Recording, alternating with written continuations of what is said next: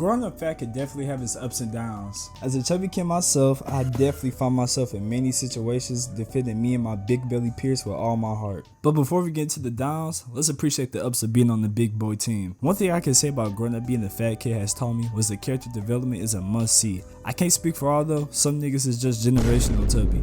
Now I wouldn't be a grown up fat video if I ain't talk about food. Come on man, that shit just too good bro, I'm sorry. I feel like I appreciated food more than most people in my big boy years. Shit, I still appreciate food. I be mad as hell at the food challenge videos cause why the fuck you destroying all this nice ass well prepared food just to go in this dumb ass book. I be in the kitchen like my nigga Remy falling in the damn trance over the smallest bite of a well prepared PB&J. All food is amazing. Soul food, healthy food, Chinese food, Mexican food, New York food. Oh shit, my fault. New York food. Who don't love food? I literally live in one of the fattest nations on the planet. I don't know how we not the fattest when we got a whole restaurant named the Heart Attack Grill. If that's not already shocking, if you go here, you can eat free if you 350 pounds. You basically getting a death penalty meal without even having to go to jail. Don't get it messed up though. Almost half of the country is obese. We got the tea up, bruh.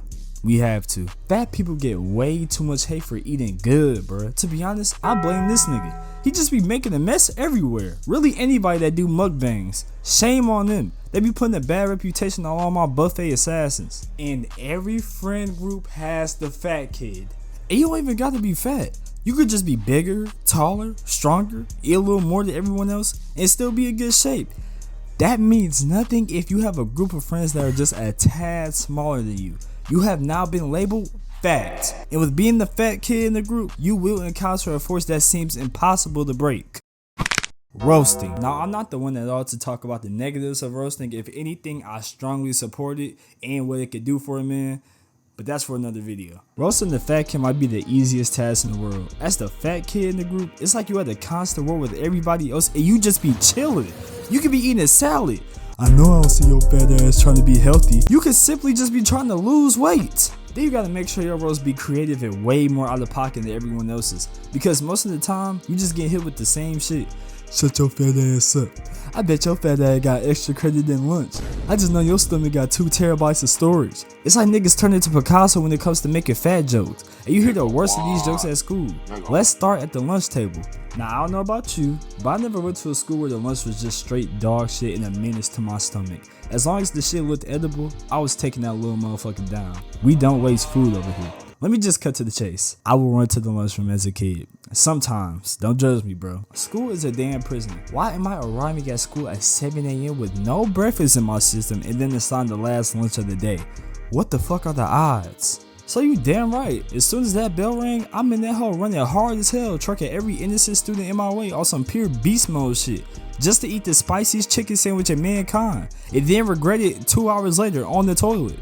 Then at the lunch table, niggas tried to treat you like you a damn circus act, putting these weird ass concoctions together and got the nerve to say eat it. Get that weak ass shit out my face. And you can't even laugh at the joke. Let 2 people be in a roasting session and you even crack a smile. I know your fat ass not laughing. Lift your shirt up real quick and we gon' see what's funny. Like damn, and it's only because you technically an easy target. Next. Gym class. Now when I was younger, there was only one thing that brought fear to me from gym class. I'm talking hoping I go paralyzed for at least one day. And that was the pacer test. The pacer test is one of the worst fitness tests to touch gym class. For me, this was the biggest op of gym class. This little shit had more children bodies than the gym teacher himself. And I wasn't one of the fat kids who could still run fast. I was not a hybrid. Once that damn beep went off, my heart would just sink to my stomach. Running was never my strong suit. Nigga, I hate running and I always will. Then what made me hate the pacer test even more was the dude who would just keep running to prove a damn point. This is not gonna get you no hoes. Your strong ass lungs ain't gonna help you now, bruh. Nigga would run to the point where we wouldn't even have free time to hoop anymore. Nigga, I'm trying to shine in front of the hoes from the NBA Game 7 championship roleplay. As a matter of fact, let me just give you a small list of all the athletic shit I hated seeing as a fat kid. Number 1. People who ran fast. Number 2, people who knew how to do backflips.